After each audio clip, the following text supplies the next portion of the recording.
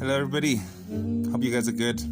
So I don't know who needs to hear this. So there's a conversation that seems to be following me a lot lately, and it is around a family structure versus one's individuality or desire for one's individuality to find its own expression within a solid family structure. You know, there's a family identity that, by virtue of it being known, everybody else must just conform to it.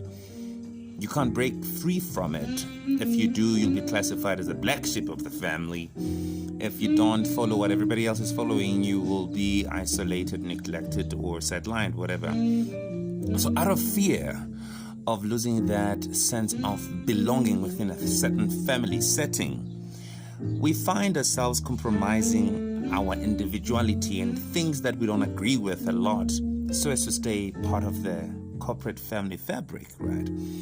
Out of that very fear comes manipulation, and we are prone to abuse, because almost feels like we don't have a way out. If I don't agree with my siblings, if I don't agree with my uncles, if I don't agree with my aunts, if I don't agree with my mom or my dad, I'll be somehow an outcast. A lot of families are the reason why we have broken societies. A lot of families are the reason why we have broken marriages. A lot of families are the reason why we have toxic individuals out there. They're not toxic because they chose to be that circumstantially, toxic, and as a result, they leave this traits of hurt, pain wherever they go. It's like you leave prints of blood. You are bleeding, your heart is constantly beating, so everywhere you go, you leave traits of that. You can't hold down your own relationship which does not fit within the corporate, identity of the family, right? If your wife does not agree with what your family agrees with, then she's the problem, not the family. If your husband does not agree with the family, then he's the problem, not necessarily the family.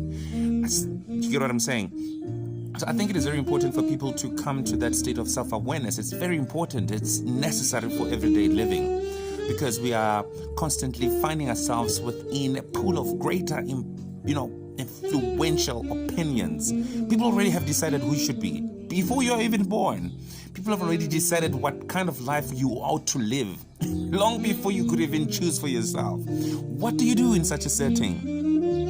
I always advise people that the best way one can ever approach this life that we are all trying to figure out, it is to journey from within. When you do